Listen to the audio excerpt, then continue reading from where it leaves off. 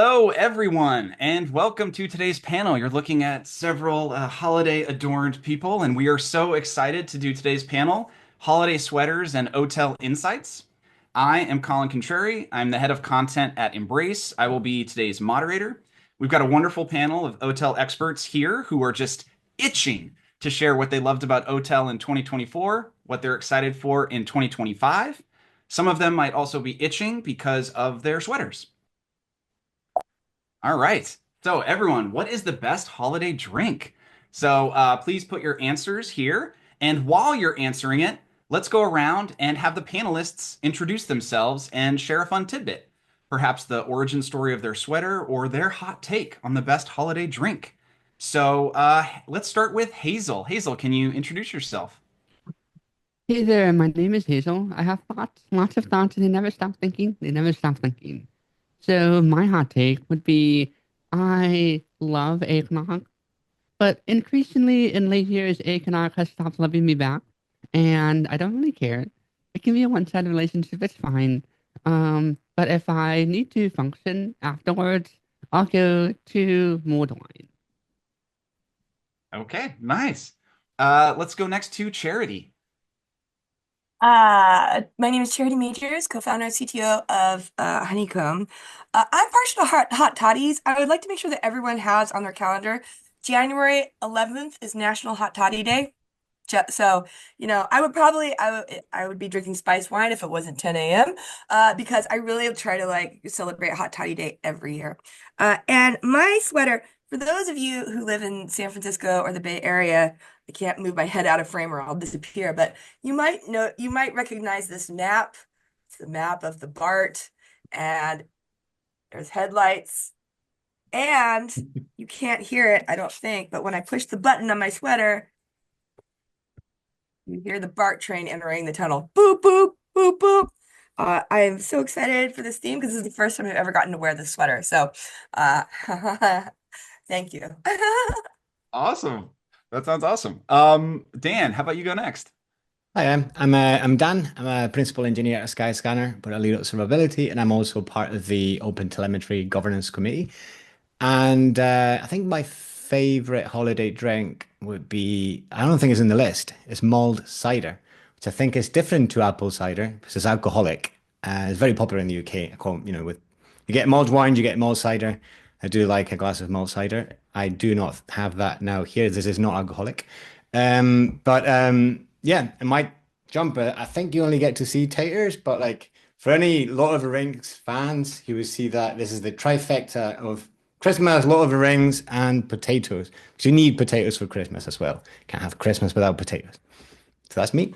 Nice, awesome. Yeah, I was struggling with whether to put a bunch of alcoholic options in the holiday drinks or not. We're gonna see where people land. But Adriana, can you introduce yourself next, please? Yeah, my name is Adriana Villela. I am a principal developer advocate at Dynatrace, joined like a month ago. So I actually work with Dan in the OTel end user SIG. We're both maintainers on there. And so my favorite drink for holidays, I would say, would be cider. But for all the time is bubble tea. You can bubble tea all the days. Um, those who know me know I'm addicted. Also, my holiday sweater is Clippy. I saw someone wearing one of these at a conference somewhere a couple of years ago, and I'm like, this is like the best sweater I have ever seen. I must have it. And I asked my husband to get me this sweater, I think, for Christmas, like 2 Christmases ago, and he delivered. So, yes. Gotcha, awesome. Now, Adriana, you also have to get this sweater worn while you can, because the kids these days, they're not gonna know who Clippy is. Oh, I know, right? So many fun memories of Clippy. Yeah. And let's round it out Honestly, with Hanson. Hanson, can you introduce yourself? Sure, my name's Hanson Ho. I am a mobile performance and observability sicko here at Embrace. My favorite drink is holiday drink is hot chocolate, but it's got to be mint. Mint chocolate is something else. And my sweater is Popeyes. Ignore the burgers. And it's Christmas related because I got it at a White Elephant gift exchange a few years ago from my former colleague Eric Rosenberg, who loves burgers. So, and I love Popeyes, so this is like the perfect melding of the sweaters.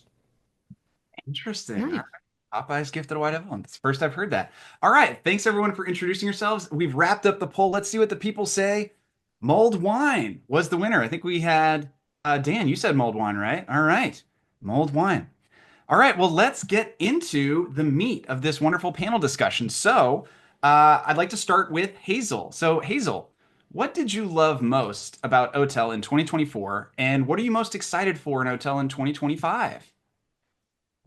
So the thing that not necessarily that I loved it most about OTel, but I think it defined OTel in 2024, which was the end of the zero interest rate phenomenon, the huge question everybody had, and infrastructure, all the engineering leaders had this uniform question of the singularity that I've never seen, which is how do you get that return on investment? How do you show the value? How do you ratchet back the costs, that cost management, that ROI, that, okay, we have this giant bill, is it useful? That question, I think, more than anything else, really defined so many things in 2024. And so for me, that changed a lot of platform strategies because for a lot of people, you could just roll it out. For the first like last 10 years, you can just roll things out. You can say, here's a giant wad of cash.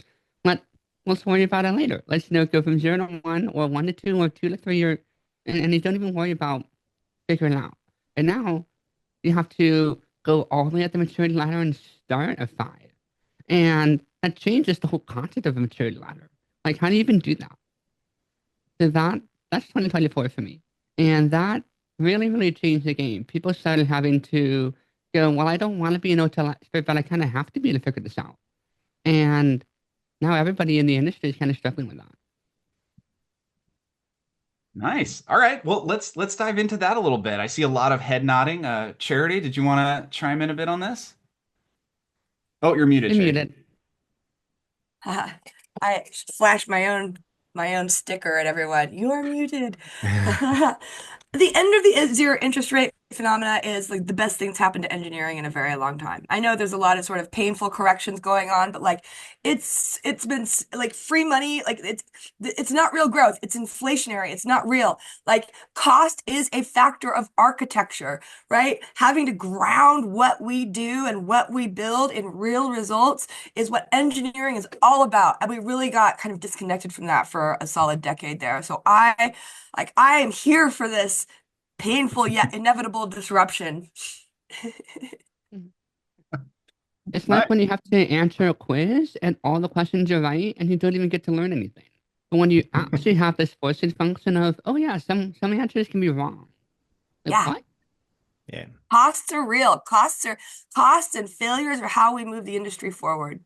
But I think on the cost factor as well, I think some of the things that happened during the COVID pandemic as well affected, my sort of like area of like travel tech. In travel, like we went through a period of like, hey, we need to tighten our belts. We actually cared about costs more than we ever did before because we're at like a really low percentage of our revenue. So we need to optimize wherever we can. And at that time is when we were like adopting hotel as well. And one of the things that I found out is that, something that people sometimes, like, don't think about it too much, but just like saving costs by decreasing your the quality of your observability. But I think it's actually probably the opposite, which is like you can get better observability at a lower costs if we use like all the each signal as it's supposed to be used, and you don't have a bunch of logs that you never look at. But it's like that's basically the bit where like you can improve your observability and as well decrease your costs. That's the sort of like ROI aspect that I think is so important and something that we're getting better at. Yeah, in mobile is especially important. Performance and observability is not really a thing that people worried about before. Mm. People wanted new features, they wanted, flashy new screens. I call it a vibes-based prioritization and stack ranking. And working in this field, you have receipts. You can show what your numbers can do in terms of helping to debugging, finding out problems, reducing costs. So spending a little bit of money here makes you more money down the line. I am so glad we're talking about this because I published a blog post last night, and a third of it is about this stuff. And I'm glad I got out there yesterday because these are very, very similar words. Nice. Is there anything about some of these, like Dan, I'd love to know a little bit more. You mentioned at Skyscanner, y'all having to reevaluate like the tooling you did, basically when COVID happened in this. I know you previously mentioned interested in OTel changing these platform strategies. Is there Yeah. anything like you can share about what y'all did specifically at Skyscanner recently with Yeah, I OTel? think it was, I mean, even adopting OTel and also like keeping everything vendor neutral. And sort of like the most important part is that as you approach that from the platform engineering perspective, you want to provide a unified observability platform to the rest of your company, right? And that didn't look unified at all before OTel. It was like 12 different systems or 18, or I don't know how many. But that was the aspect that we went, that was the mindset that we approached this with. Is as much as like improving our observability, as much as it was that, as it was simplifying our platform. So with that simplification came, cost savings in infrastructure, cost savings in maintenance toil as well, and the number of like engineers that are, maintaining custom abstractions, for example, on top of telemetry clients. All that basically simplified and at the same time improving the observability. That was like, in a way, it sold itself. When it was like, I was communicating the long-term strategy in a time of like challenging time for the travel industry. It sort of like sold itself. It was like we can run this cheaper and get more out of it. Yeah, I didn't have many people say no, let's not do this. So that was good. I think one thing that you touched on that I think we should hopefully start seeing more of, you're talking about like unifying things. There's still a lot of folks out there who like have separate systems for sending their different signals. And I mean, honestly, it defeats the we're trying to accomplish with telemetry, because one of the powerful aspects is that correlation of the three main signals, right? The traces, the metrics, and the logs. But if you're sending, logs here and traces here and metrics there, then what are you really getting out of it? So it's been interesting seeing that those conversations are still happening, and I hope that as we get into 2025, like a lot of vendors out there, I think have come to the conclusion that we need this unified observability, right? Ted Young talks about it, instead of the three pillars, it's the braid of observability. Like really making sure that it would be nice to see like more vendors taking advantage of it, but also the advantage of fact that we have vendors offering unified observability platforms. Unified is one of those words that you're right. All of a sudden, everyone's saying it, and you got to be careful. You got to ask some follow-up questions there, because for some observability vendors, what they mean is you have one unified bill. Yeah, very true. Others, That is it's true. another step down the line, and they're like, you can have it all in one unified visualization. You can get it all on the same pane of glass. But the superpower is unified storage, having Yes. not storing it again and again and again and again and again with few or no like predefined, sort of joins, but like being able to slice and dice and zoom in and zoom out and derive insights and like go down to precision tooling, being able to like store it in this rich wide sets. And this is where I think a lot of people are like, ooh, but OTel doesn't support that. It is false. Under the hood in OTel, everything is an event. And this is where I think it's kind of this year, I think like we started to talk about like sort of this generational gap, the generational difference between the sort of the three pillars world where you had all these different storages and the sort of unified world, which I think of it as 1.0 and 2.0. OTel does both. It's so exciting. Like, and I feel like so much of this work actually gets done for you under the hood as you're adopting OTel, which is like the whole promise and dream of OTel is for you to stop having to do so much custom, bespoke toil-ridden work when it comes to instrumentation and telemetry, and it's really exciting to see that really starting to pay off. Definitely. Nice. You jumped me a little, Charity, because I was gonna send it your way now for your Oh, I got more to say about that. Yeah. So all right, well, let's go to Charity. Charity, what did you love in 2024, and what are you excited for in 2025 in terms of? Yeah. So one of the things that made me really excited in 2024 was, Honeycomb, we've been out here kind of like yapping about a lot of this stuff for a long time, and 2024 was the year where I feel like startups stopped recreating Datadog over and over and over, just cheaper Datadog, cheaper Datadogs, which Datadog is a great company. They make a great product. They are the last best strong. They're an incredibly mature, and I'm not trying to talk shit about Datadog, but there's a lot of like Me Too's out there, just like we're a cheaper Datadog.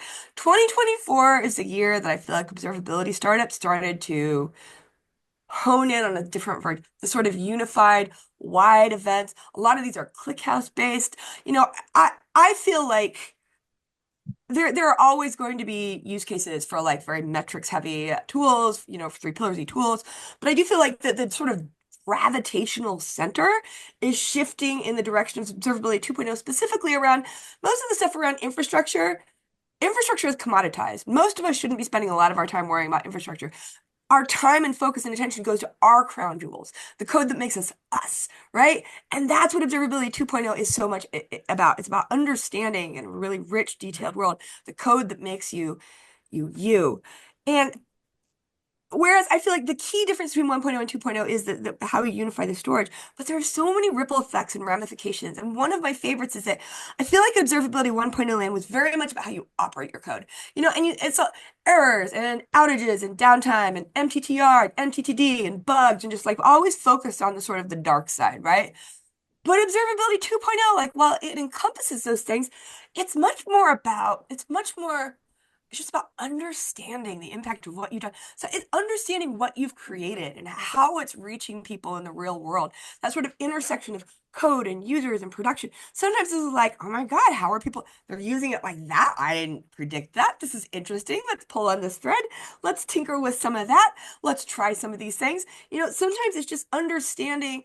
There's just so much to understanding that is more than just fixing bugs and and nines of uptime. So I feel like the Observability 2.0 is like the substrate that helps you connect and tighten these feedback loops between when you're writing the code and you're understanding. And so that, I use this metaphor. I'm super blind. I need to wear glasses, and you put your glasses on before you go barreling down the freeway. Because otherwise you're like, oh shit, just like swerving. You spend all your time like, course correcting or hitting things. It shouldn't feel like that. When you're building, you shouldn't be doing the. You should feel like you're just building. You're just driving. You're just building and creating and so I'm really excited. I feel like this is unlocking just waves of not only value but happiness. Nice. Yeah, and I saw Mm. a lot of head nods, so I think a lot of people agree. Hanson, I know you are big on this. I saw a lot of head nodding from you, so tie goes to the most head nods. Hanson, you want to chime in? Mobile needs so much context when it wants to understand how things are operating, and context and having events that are related to each other, having that potentially relate to not only things happening during that short period of time, but longitudinally. If you have bad performance now, it may affect how you use it in the future. All this is really difficult to capture if you're just basically capturing just basic metrics. The context and the changing context and how those context changes allows you to basically say what matters to users when things change. And the ability to capture that will greatly enhance the usability and the power of mobile observability. And we need this. In 2025, let's go. All the context, all the time. Be careful about Yeah, how many events. yeah, I cannot agree more. And so, like, one of the big differences that I think about with Open Observability 1.0 versus 2.0 is like at 1.0, as Shirley mentioned, you make a lot of decisions at the right time about what data you want, what data you need, and how you're going to use it. But with OpenTelemetry 2.0, you make a lot of decisions at the right time about what data you want to correlate. And so you can't change mine later. You can't go back and say, oh, I want to correlate this now. You have to pick at the right time, but you get to pick what data you want to correlate and that have so much flexibility. But with mobile specifically, it's so interesting because mobile, I think, was one of the best examples of where the OpenTelemetry at the underlying layer is flexible enough to really support mobile super well. But the actual endpoints and the actual APIs and SDKs that we give mobile right now are a little painful to work with. You're laughing because we've talked about this. But the fact that you had to build this funky snapshot thing and essentially embed the concept of a write-ahead log in between where you send the data off and where you get the data, just like in this magical little thing, you have this write-ahead log in order to create the ability to have a distributed transaction because OpenTelemetry spans are distributed transactions and those don't work very well with a lossy, one end. And so to me, that means that like in 2025, what I'm really looking for is I want us to think of like the OpenTelemetry pipeline less as a separate magical little thing in the corner. Like we already think of it as, oh, we have all of our OpenTelemetry, all of our observability in one area. Huge improvement. But why is it not all of the data in the context of the entire company in one area? Why are we separating our business intelligence from our OpenTelemetry? Why are we separating our, BI from our marketing, from our salespeople, from our product people, from our like why are all these people in different silos with different tools and different data buckets? Why can we not just actually think of it as like a lakehouse type of architecture and stick everything in there and then be able to correlate everything in the entire company? Understand the business from the perspective of the business.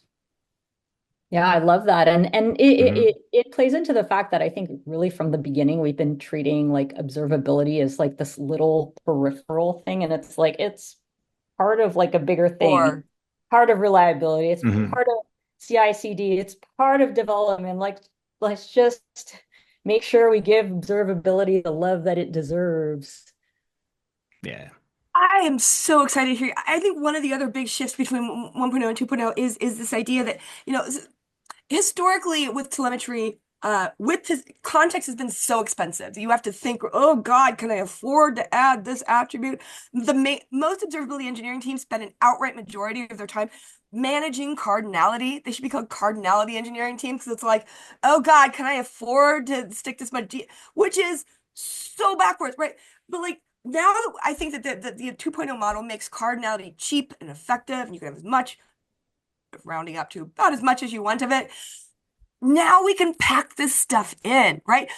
I feel like the borders of tools are what so often create silos, right? You've got all these teams who have their own source of truth. They spend all their time kind of debating the nature of reality instead of collaborating on solving a problem, when in fact, almost all of the really interesting questions that you want to ask are some combination, blend of application systems and business stuff.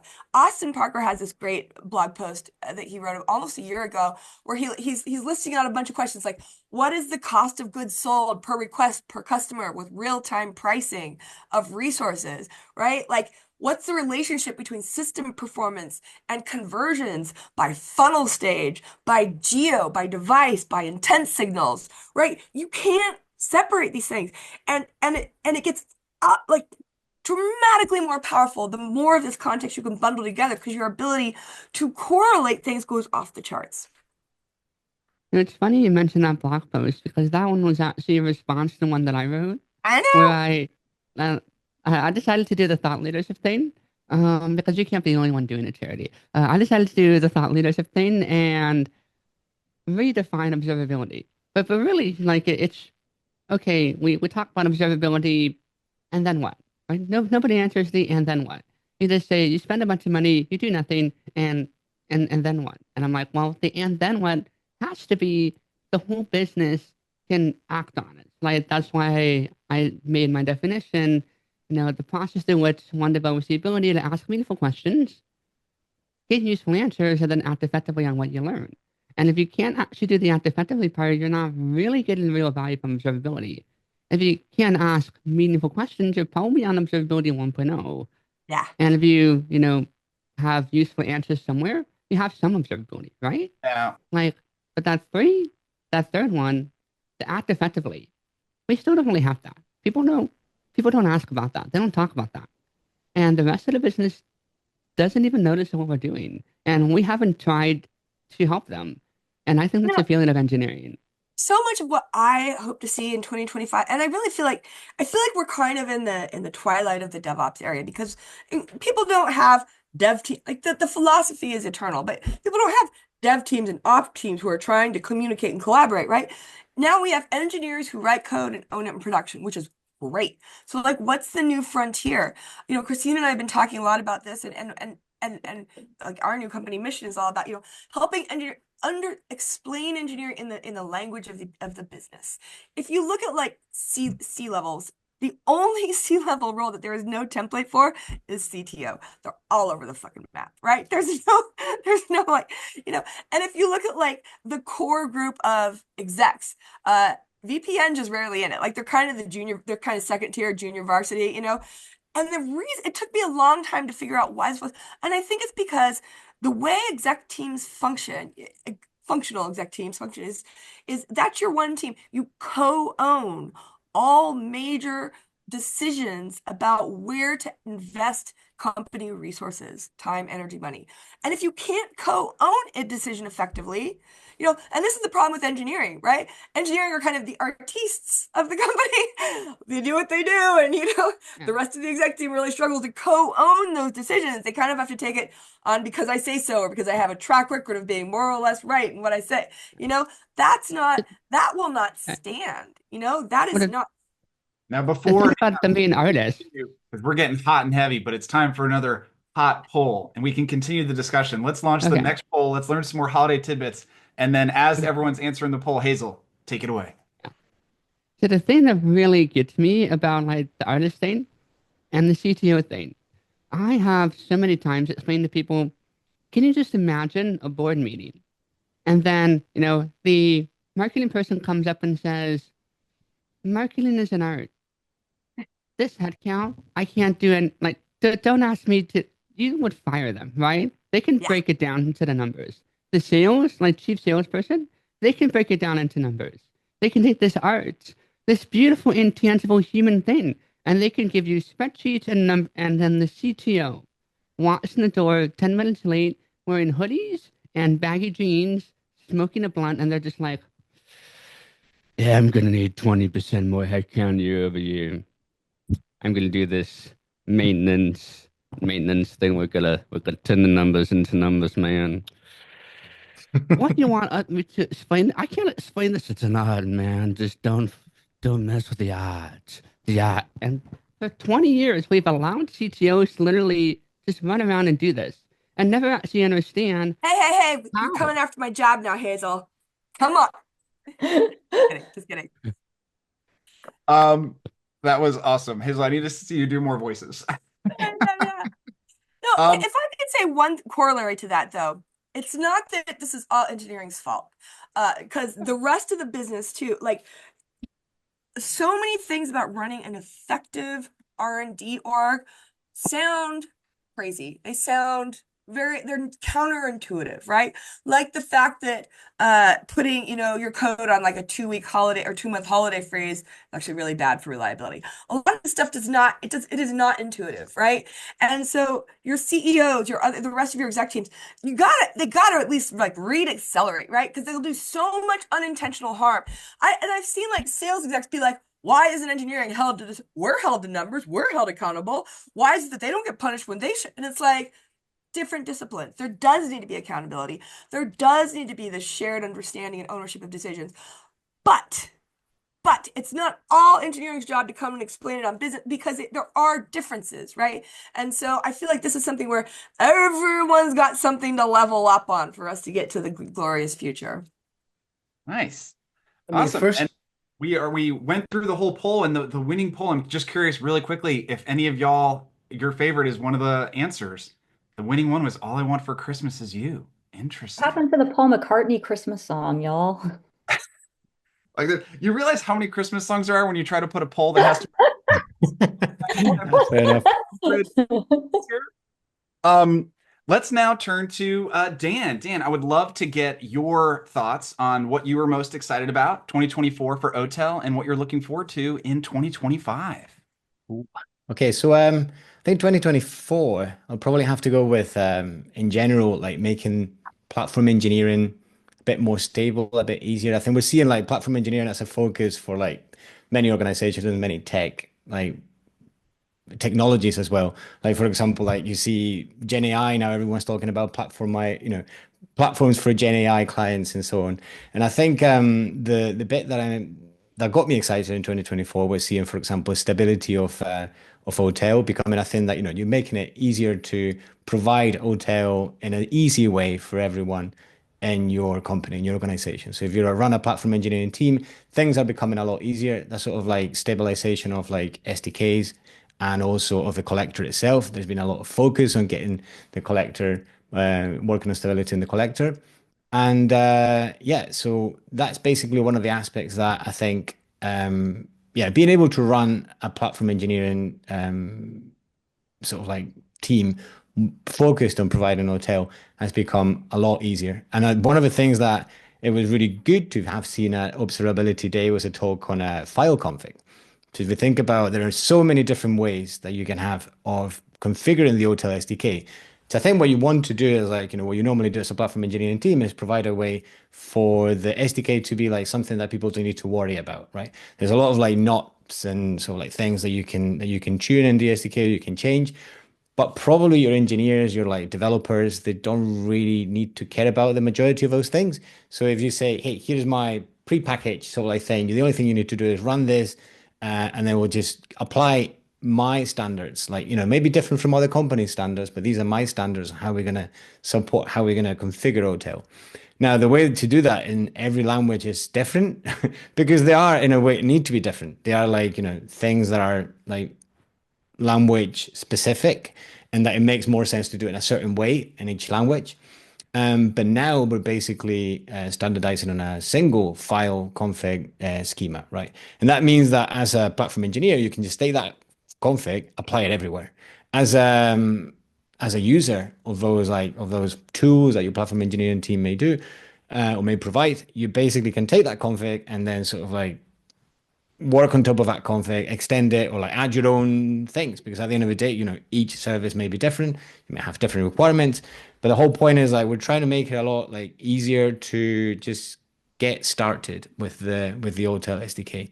And as well, the changes that have been happening in the documentation side of things. So again, making it easier for people to like get started with OTel. The documentation on the website has improved dramatically. We're making it like, so easy now to get started with OTel and to understand how to configure it, how to use it, and so on. And then if we're thinking about 2025 and we're thinking about that split between what's the SDK, what's the API, and how that sort of relates to each other. The way I like to think about it is that platform engineers care about the SDK and then sort of like providing that config to the rest of the organization. Their users, which is like every engineer in the company, that's as Charity was saying, like the most important stuff is your custom stuff. You want to add your custom stuff to your telemetry, and that's part of the API. And the good thing here is that there's no longer a need to provide those custom abstractions on top of those telemetry clients. Because I was part of the people building those abstractions in the past because you had to provide something on top of it that meant that you didn't tie yourself to a single implementation, right? And that's what the OTel API does. And that's what sometimes people miss. And Austin and I did a lightning talk at KubeCon in Salt Lake City about this specific thing, which is that with OTel, you've got the API. You can rely on the API. If you don't like the implementation, you can change it. I mean, hopefully not, because there's a default implementation of the SDK. But if you didn't like it, you could do your own. You'd no longer need to have your sort of like abstractions on top of the OTel API. And what that will bring in 2025, and we're starting to see that now in many of the open source libraries that are now natively instrumented with OTel, is that hopefully in the future we can move away from that concept of like agents and instrumentation libraries that will add telemetry on top of other open source libraries into a world where like that telemetry comes out of the box from those libraries, right? They're using the API, they're using the standard, the semantic conventions, like things describe themselves. I don't need to go and describe it for you. That library describes itself. using the OTel API, using those semantic conventions, and in a way, making it like for the end user, basically for the engineer. It's either like you get the SDK out of the box, everything works, and then you install a library, and you can then configure how you want to do it, what you want to do with that data. But everything is in a standard way, so you no longer need to, apply any sort of customs abstractions on top and so on. So that's I my am things to look forward to. I'm super excited for that. Super excited because, it's so frustrating to have to instrument all your third-party dependencies in order to get anything useful. The one thing that I'm interested in is when OpenTelemetry first came out, that there was this kind of conception and notion that you weren't really going to have a tree depth bigger than like 3, deeper than like, 3 or 4. You had, one span for the whole thing, or for the whole request, and then maybe one span for the microservice, and maybe that one calls one more, and one, like, you had 3. And now, with so much auto instrumentation, you get to like 20 levels deep, and then you finally get to your call. And then that brings so much tooling out there because one of the magic things of slice and dice implies like a column and database. And those can't join things together. So then you end up with this, okay, well, I need to do a whole bunch of extras magical stuff to carry around this concept of a root span, and then thread that in my code, and then remember to add a bunch of extra stuff onto that one because you have so many extra layers. And how do you see that problem of what you write is not necessarily what you want to see, and how doing that in a way that's more ergonomic? Like, I feel like that's one of the last huge challenges of ergonomics. How do you see that being addressed? Yeah, I think there are things as well, like on that basically, where like imagine and this is like I guess a concern, more a concern, a challenge, which is like, you start to use the OTel API everywhere. Every library out there will be using the OTel API. Then you need to be able to configure what you want out of that as well. Like, it's like you using that, but there's a standard way to say, I would like maybe that to stop, like emitting that event, but I still want the context being sort of like propagated through, right? I don't want anything to stop, or I want that to be, like, I think there is like things to evolve in there. How do you want the telemetry from a particular instrumentation package to actually, emit telemetry in a certain way? I think that one of the things that I loved when I started to get into this, into the metric side of hotel, was the concept of like metric views which is something that, metric views as a way of like informing. Yeah, I mean, that's the way that you as a library developer think that is the best way to see or to instrument your app. I will use that, but maybe I want to remove a certain attribute, or maybe I want to add something else. And I think there are things now being done to be able to like do that with tracing as well, and enable specific things, or like be able to like skip a span but still get through the sort of like hierarchy of spans, and that become that being untouched. So there are things that I think that I'm looking forward to that being more of a thing that people can do. It can basically putting people in charge of the telemetry that is emitted at the end of the day. Nice. Definitely. Yeah. I mean, OpenTelemetry, OTel native instrumentation, tools interoperating much better. I know, Adriana, you are passionate about this, so I do want to send it your way because I know you have a nice tidbit to say about that. But Adriana, 2024, 2025, what were you excited about and what are you looking forward to? Well, so a couple of things that stuck out for me. So first of all, I've noticed that there's more, it looks like we're seeing Prometheus and OTel playing a lot nicer together. I'm not saying that they didn't play nice together before, but it's nice to see that, first of all, Prometheus ingests OTLP, which is awesome.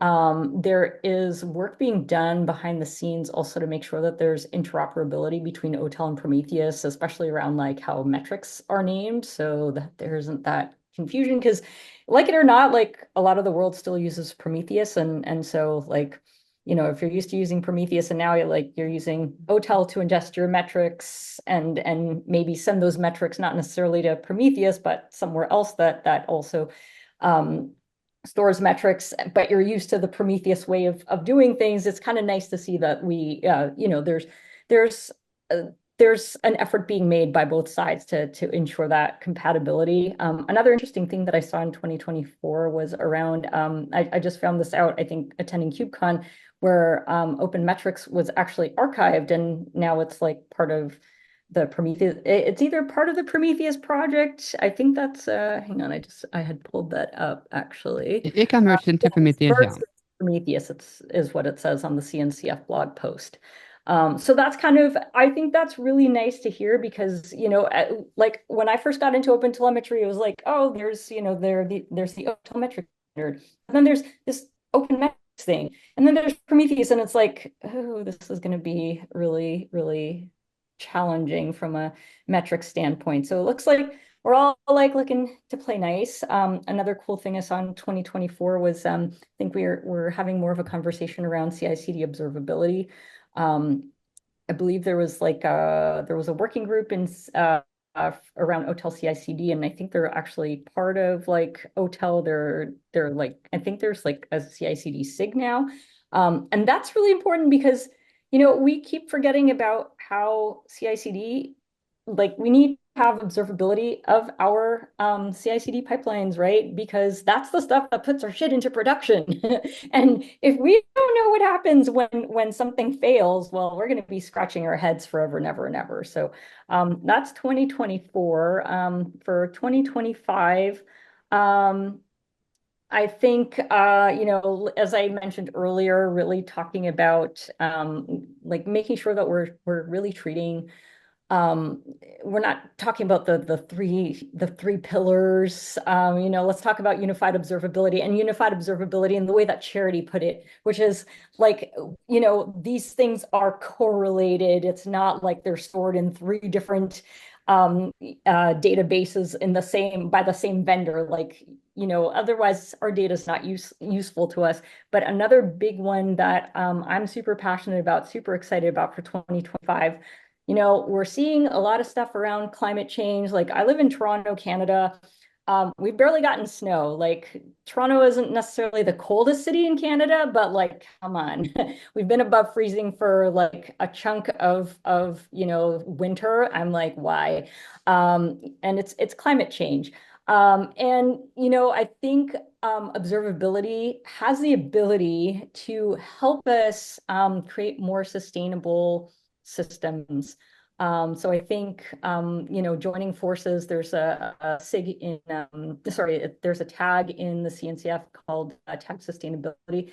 They do a lot of work to promote awareness around sustainability in tech. And I think using the power of OpenTelemetry to really help inform and have more sustainable systems, I think is really, really important, especially as we continue to see like just wacky weather events going on.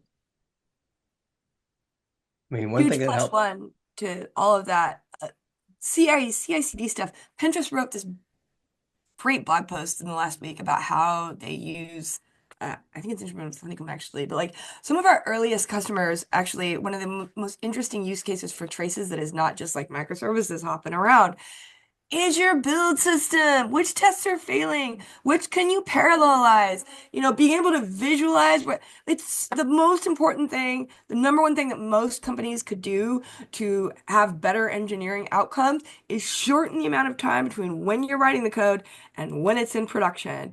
And CI/CD is that link, right? And instrumenting it is the step. Like, it's like we're all so busy. There are so many things we want to do, but like to simplify so much complexity for most folks, I'm just like, pay attention to your build pipelines. Get that short. Under an hour, 15 minutes if you can do it, but under an hour, because then you can ship smaller diffs more consistently. You can ship one engineer's change at a time instead of batching up. But all the things that have changed in the past week, what could possibly go wrong? So huge +1 to all of that. Huge +2 as well. Too much, Charity. People won't have an excuse to have a very nice, long, relaxing coffee break. Everyone will just have to chug espresso because there's no reason to sit around and do that stuff. Or they can just go home early. Or you just go home early. That's true. I do want to make sure we hear from Hanson a little bit about 2024 and 2025. Hanson, what did you love and what are you looking forward to? Well, 2024, I think is the emergence of a lot of these mobile use cases. And I think 2025 hopefully will be the fully fleshing out of these mobile use cases. I mean, we talk a lot about unified observability, the braid, context. All that is great. All that sounds really resource intensive running on a really cheap device, that is made 8 years ago. So how do we do both curation on the event side, but context in the kind of rating side? How to do that successfully? Things emerging in OTel that's really exciting is the entities and the resource providers, allowing us to pack in context in a dense way so that we could do what we want without having to, selectively sample or decide how many of these context changes we model. Is there going to be, do we have to like debounce? No. We could do this, store this efficiently, and then we could sort it out on the server side, as long as the client side capture is reasonable. And to be able to do that will open up a lot more use cases. IoT devices, your TVs, your cars, anything that runs Android potentially can run OTel or OTel SDK and capture data. So I'm looking forward to seeing different use cases. I mean, I talk about Android phones being low powered. Well, we have your tiny little, Raspberry Pi, or something that runs, embedded. What if that starts requiring telemetry? It's going to be exciting. We're going to be able to diagnose problems that previously we had to like go to the field or get debug logs or some. Oh, how do I repro this? Well, have you tried this? Have you tried these conditions? You can't really do that sometimes in mobile. You can't walk into the elevator at the same time as you're switching your Wi-Fi signal. So be able to capture that live efficiently and for us to analyze later on could tell us so many things that we previously didn't know. And having to link that to the server side will be incredible. I mean, imagine if you're only tracking SLOs right now with backend data. If your front end, if your apps don't actually make a successful request to the server, you don't even know it failed. So if you're not capturing mobile data, you're not getting observability from a very important part of your chain. So I'm looking forward to people realizing that and saying, hey, maybe we should know what happens on a device, even if it doesn't talk to the server. So very, very looking forward to that. Yeah, I I'm think also. Oh, go ahead. Go ahead. I've talked enough. yeah. I just wanted to like link it back to like almost like 3 steps where we're talking about understanding the business and understanding like a complex distributed system and how like all that starts on the client side. If you don't start there, like, what are you doing? I think because we've done this in the past in the back end where like, everyone follow the Google SRE book and they use get an SLO per service. It's like that SLO is meaningless if it doesn't link back to what the user is experiencing, right? So when you think about your SLOs, you're thinking about, okay, so what is your actual end user experiencing? And then connecting the dots all the way down to your back end. And most importantly, I think Charity mentioned like Accelerate as a book that was, making the rounds like a couple of years ago, last year as well. Now it seems like Team Topologies is the book that everyone's reading. So if you think about Team Topologies as the sort of like, how do teams interact with each other? If you don't have observability, you don't know how things happen in terms of like when you're doing like X as a service, you got one team relying on another team and that, those boundaries of like subdomains and sort of like those boundaries between subsystems in a system. Like you need the SLOs to sort of like have those contracts between that so that ultimately relates to the user experience, right? So if you don't have that, if you don't have observability that's able to tell you how all this links together, then your SLOs are a bit meaningless. Like somebody has like, a target here that is completely misaligned with a target there because there is no connection. I think that's what I'm looking really forward to as well in the world of client-side observability. I'm so glad you brought that up because I actually want to pull on that thread just a little bit. And you gave it to me, and I'm going to unravel the sweater, so to speak. So, one of the favorite bits of writing that I've ever read from Donella Meadows is they have this amazing blog post on like leverage points you can use to influence change in a system. And your company is a system, right? The industry is a system. It's all systems. And from order of most effective to least effective, number one is the power to transcend paradigms. And number two is the mindset or paradigm out of which the whole system arises. Number three is the goals of the system. Number four is the power to self-organize the structure. And then all the way down towards the bottom, there's the numbers. And there's the parameters, and there's things like, the size of things and the structure of like the information. And with observability, what we have, what we focus on is at the very bottom, like the things that aren't actually that impactful. But at the very top, it's that mindset. And that's why Observability 2.0 is such a changer, because it changes the mindset.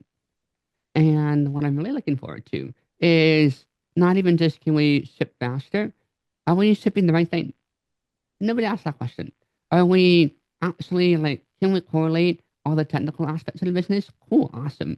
But how do you know that demographically speaking, you're building what your main customer base wants? You have the customers that don't buy things. You have the customers that buy things. Are those people getting what they want?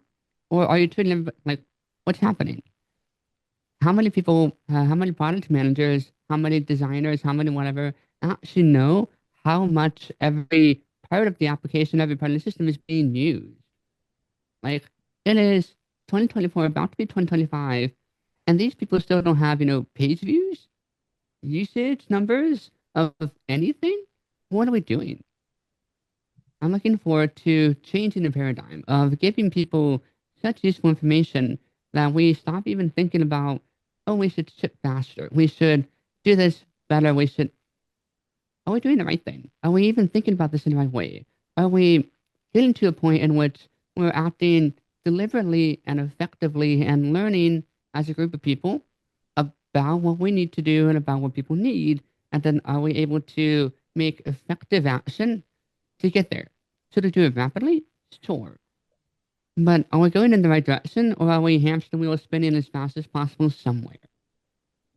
And I think you hit her on a really important point, because I think, a lot of the times in tech, like people just jump on bandwagons so blindly, right?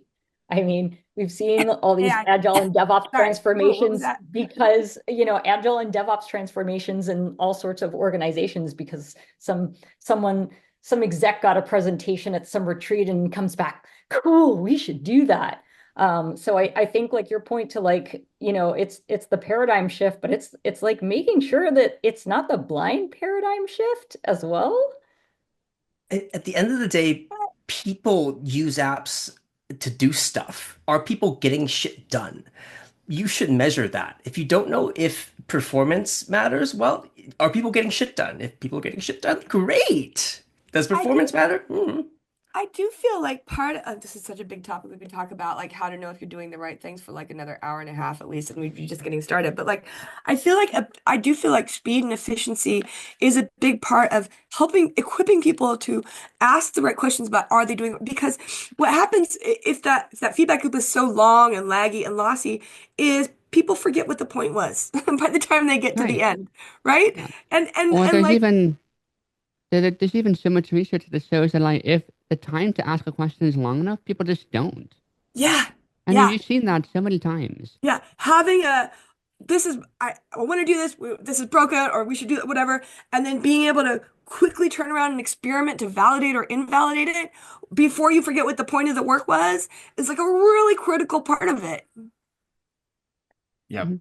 Now I agree with you, Charity. I feel like we could talk about OTel and observability for a really long time. I know we are coming up on time though, so I do want to at least get to one question, and I think I have a good one that everyone in this group might have a spicy hot cider take on. So, let's do this one question before we wrap up, which is, what can we do to make adopting OTel easier? Now, I realize that is a very broad question, and we only have a few minutes, so maybe we can go through everyone, maybe just a few sentences, like your take on this. It could be from the developer perspective, it could be from the business perspective, organizational buy-in. Like, this is such a broad question. There's infinite answers, but maybe we can get a short snippet of everyone's take on just 2025. OTel is big. How can we make adopting it easier?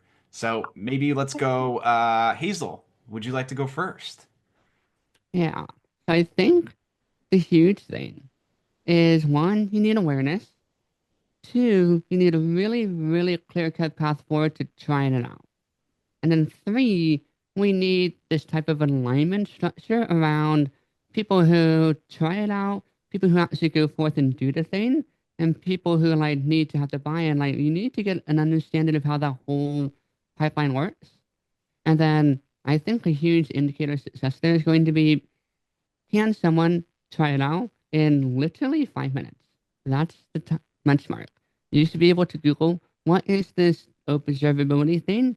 And then get something running in a dashboard somewhere that you can see, or something running with data in your whole company, 5 minutes. And I know that sounds impossible now, but a lot of things sounded impossible until we did it.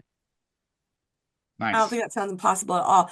I think that inside companies, I think that platform engineering teams are such a critical link in the chain.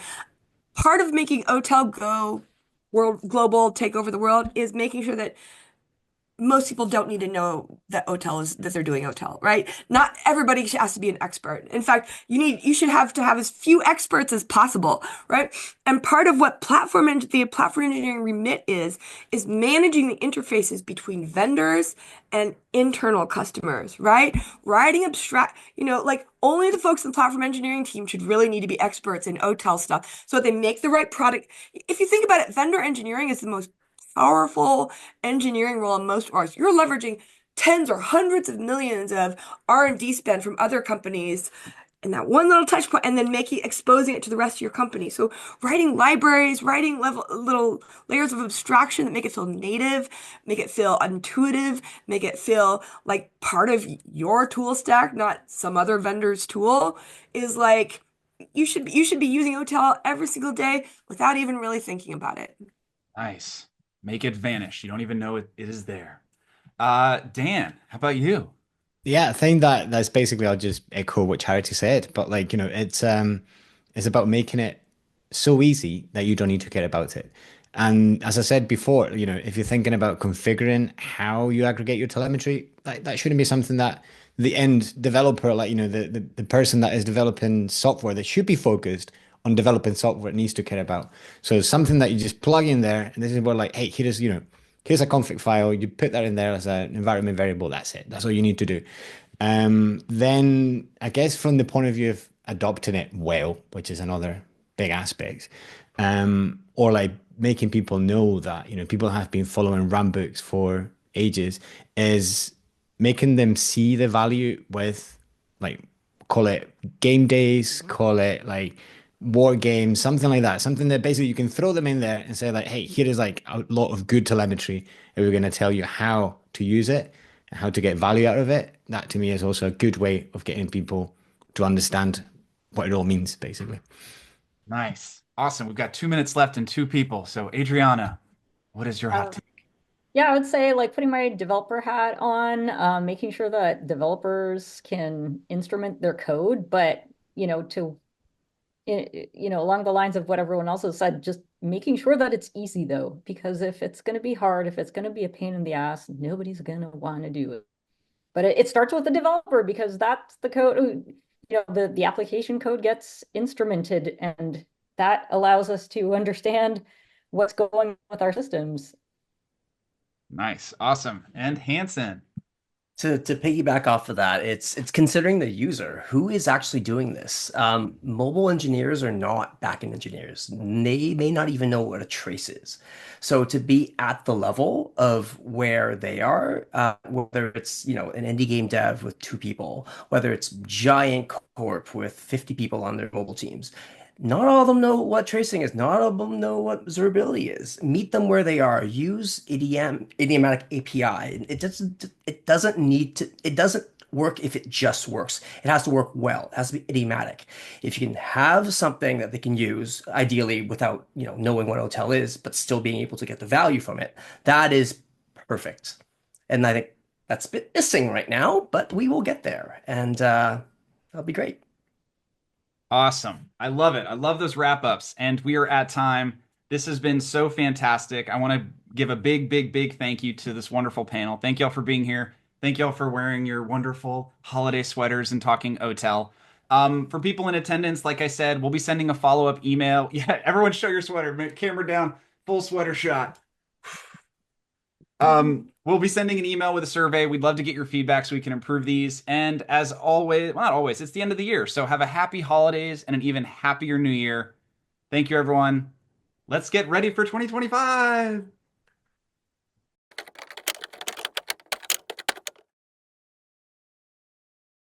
Why, hello, Dan.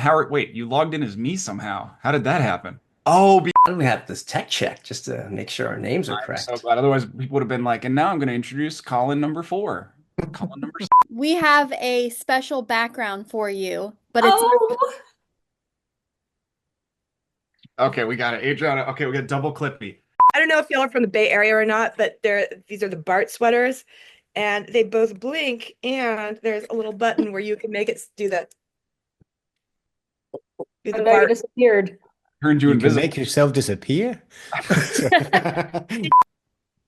Dan, what does your sweater say? I realized, like, with this thing, I'm going to have to, like, pan my thing Yeah, I'm down. gonna have to like go up like that. that is Tanner? amazing.